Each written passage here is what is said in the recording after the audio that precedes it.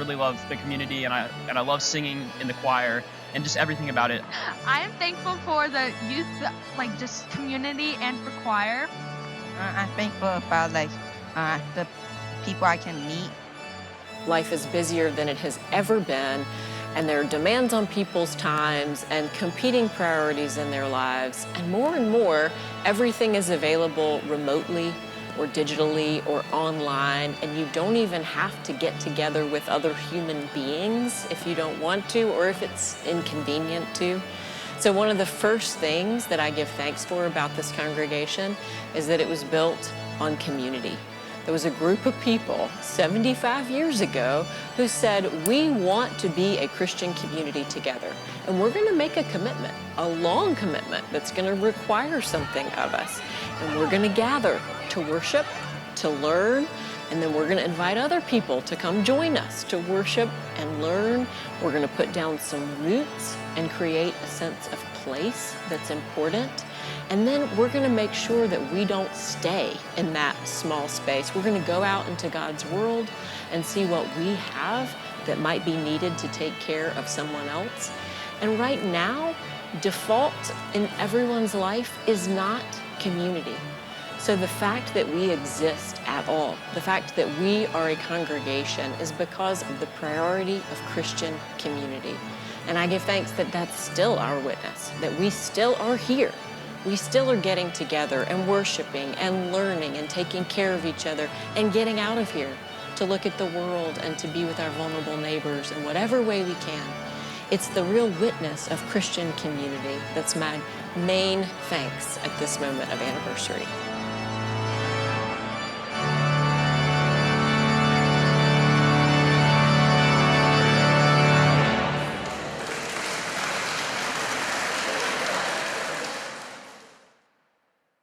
Atlanta in the late 1940s. Like the rest of the United States, post-World War II Atlanta was booming economically, and the city was expanding toward the north.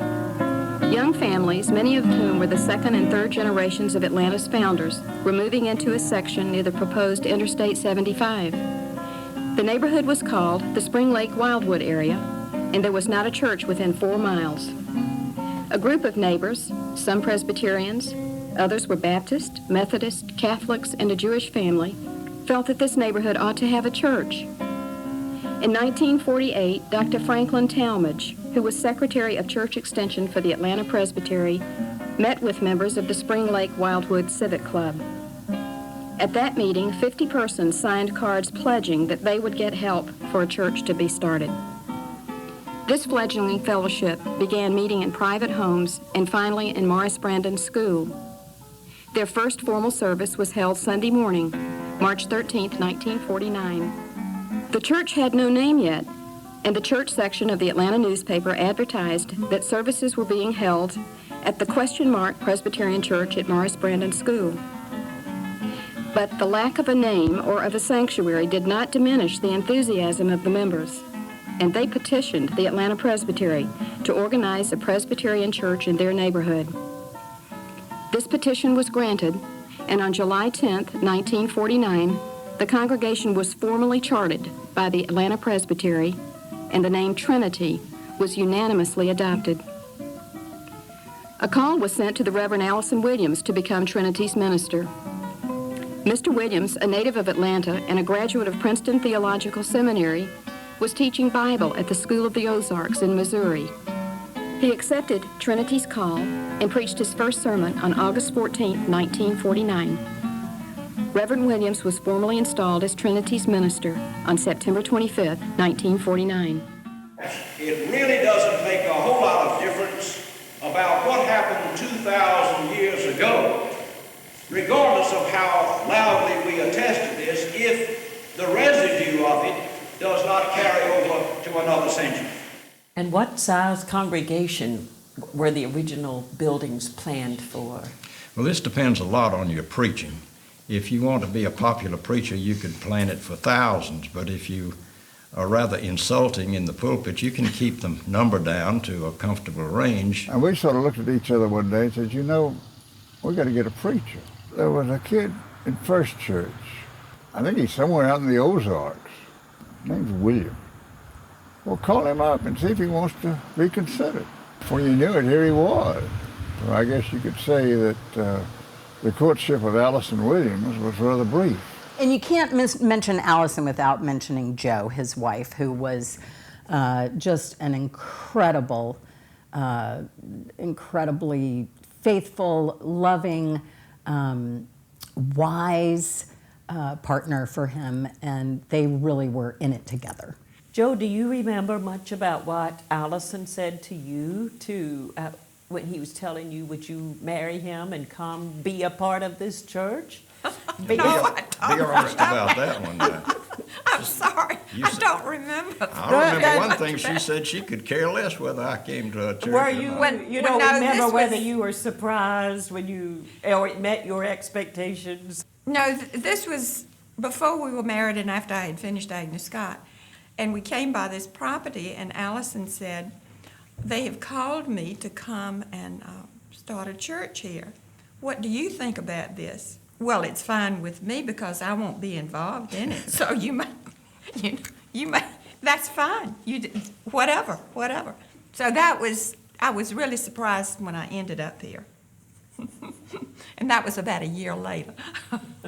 Yeah, I think, Trinity has never been afraid to be on the cutting edge of issues that are facing the world and letting their faith guide their response to those issues.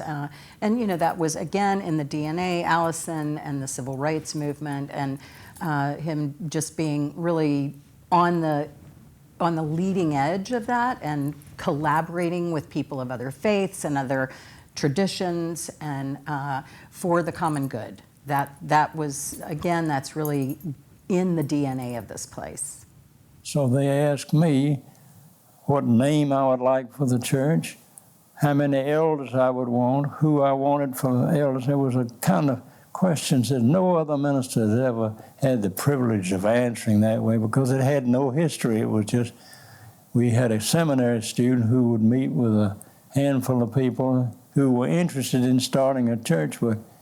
So Trinity, in many ways, reflected a new spirit of try the new idea. We adopted Sunday school literature, for example, of the Northern Presbyterian Church, which was something you just didn't do back in those days because it was better than the old Southern Presbyterian Church thing.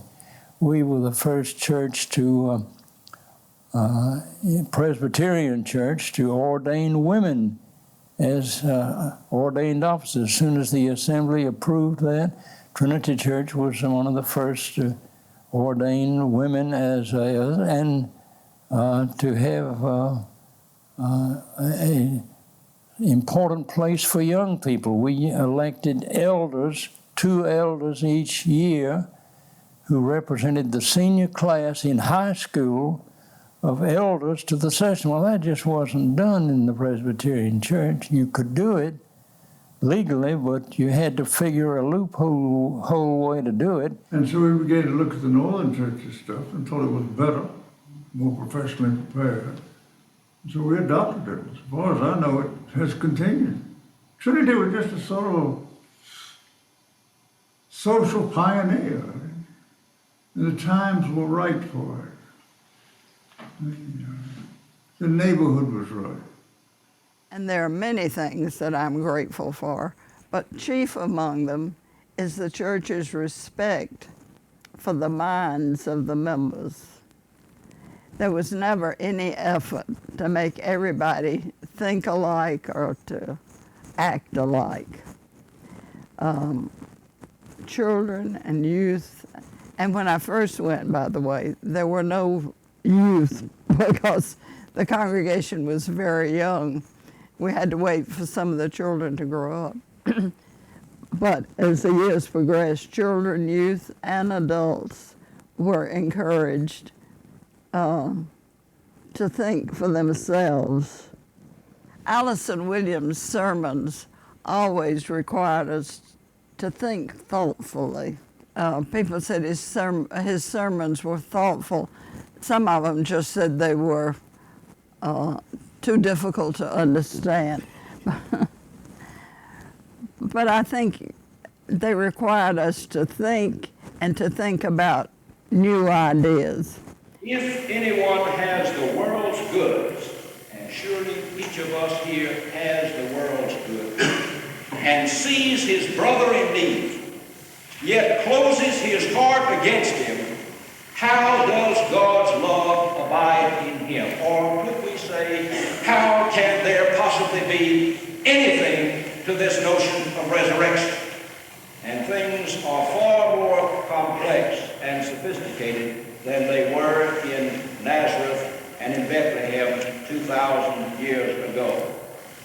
It is very difficult to deal realistically with the problem of justice and how this is meted out in today's world. There are so many sides, so many conflicting points of view, but it is our place to deal with that conflict and to insist on a spirit of justice in the society of which we are part, and not to withdraw from this and say that this really does not concern us. Or the matter of the environment in which we live, the poisoning of our food, the poisoning of our atmosphere, simply in order to produce more and more goods to raise larger and larger profits. At some point, there has got to be some voice raised that the quality of life must be restored. During Trinity's 40 years, the most single important community issue has been race. First, desegregation, and then the shifting of political power from the white community to the black community. We sponsored Trinity School, which offered an alternative to Atlanta's segregationist policy. Trinity members have been consistently in the forefront of efforts to break down racial barriers. Trinity School is now an independent entity, and the church and school maintain a close and cordial relationship. In fact, the school honored Allison by naming this building the Allison F. Williams Student Activity Center.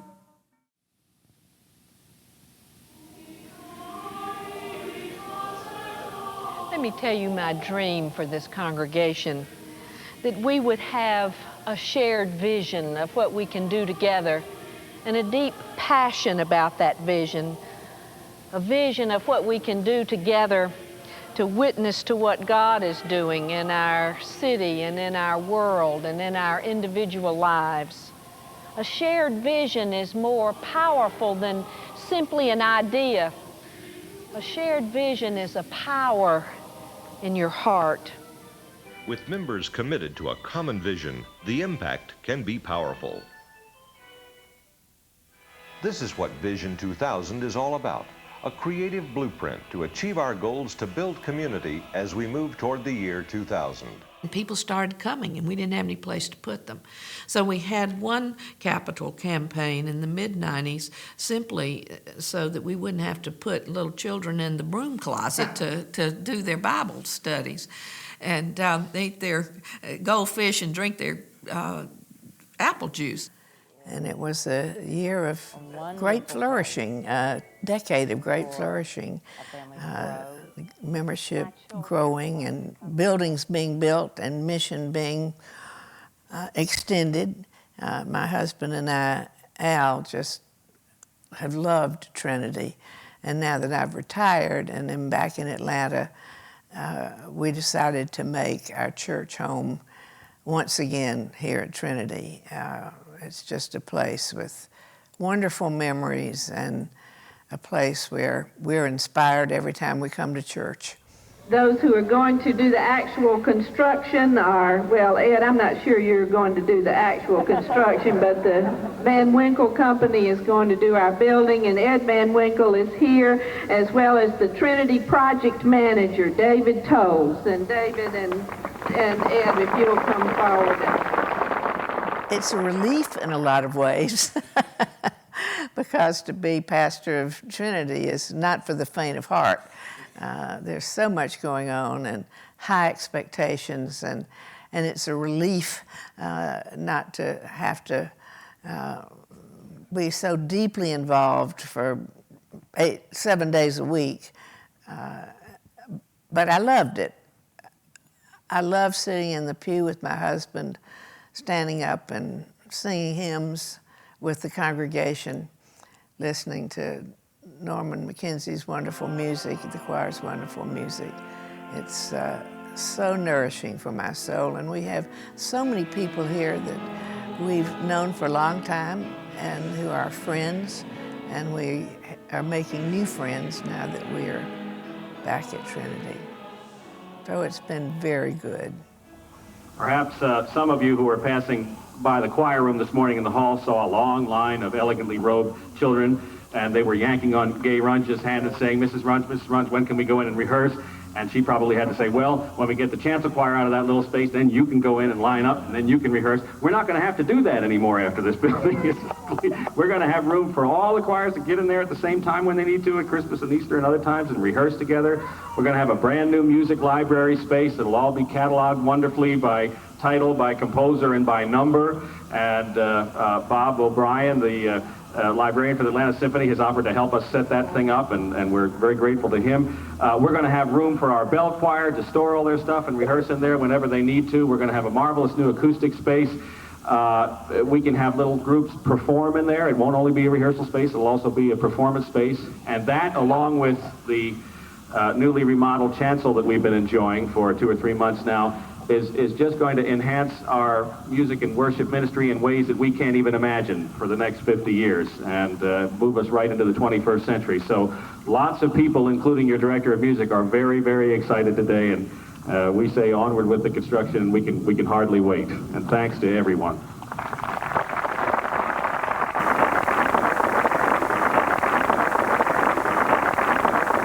I believe that Trinity Church is a place of spiritual depth, a place where committed believers get the energy and the permission to make a difference in the world. And that difference occurs, I think, in worship, and hopefully flows forth from there to the amazing things that members of this congregation are doing out there in the community. Music and worship is a direct emotional communication. Great music speaks directly to the heart of the listener. You promised me on a stack of Bibles that this entire tape will be destroyed the minute you make that video. I'm sure it will be. I think historically the church has been a bastion for that kind of education. It's been a bastion for sacred art.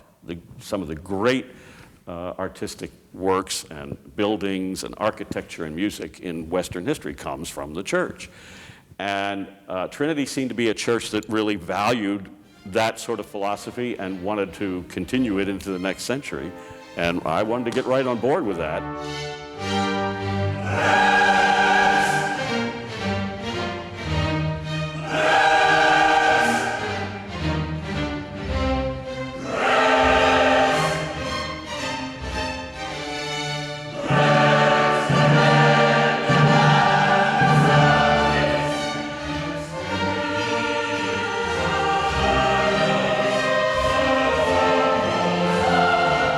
How can you use that in service of a worship service? And that's what we try to do. We try to design, we have wonderful clergy here who want to design a kind of a holistic thematic service. From the readings to the prayers, to the hymns, to the sung responses, to the anthem. It all fits in with the message. And we work very hard to achieve that. And I think it pays off. Some people absolutely realize every second of the service that we're doing that, and some don't at all, I'm pretty sure. You know, they just know it speaks to them. And why not? But I think, I think that's the way to work, and at least that's the way I love to work. And that's the way our folks who are involved in this program love to work. And that's a way they give and contribute to their church and to their faith community. And that's the way their children learn to sing their faith at a very early age and carry it right up. I mean, what could be more important than that in a music program for a church?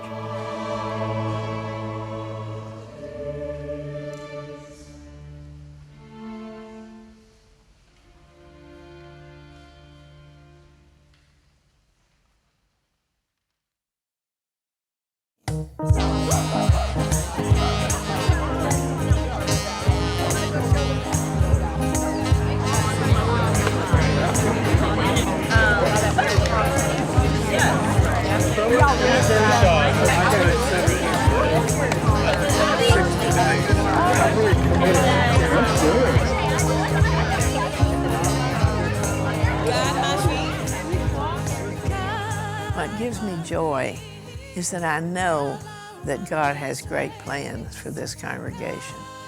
And we don't know what the future holds. What is the saying? We don't know what the future holds, but we know God holds the future.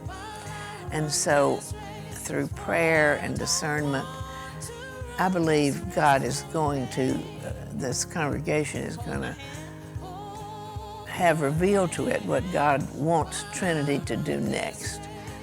If the Christian church is going to remain relevant in modern society, it continually has to renew itself. It continually has to be a bastion for the best in creativity, in theology, in the arts. It has to challenge people when they come in the door.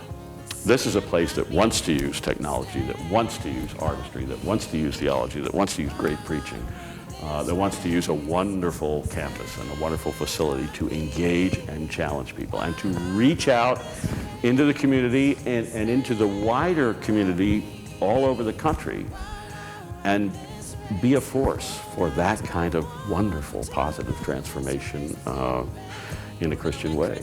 And why else are we here? You know?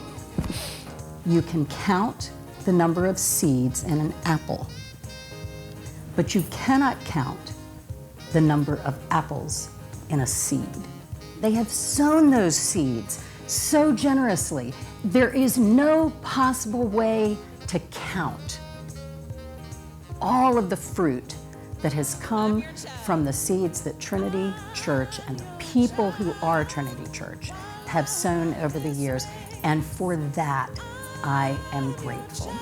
If you look back at the arc of history and you think, oh, thank heavens, we got on the right side of history here and there, there's a temptation to give thanks for that and not to see that that is an ongoing call.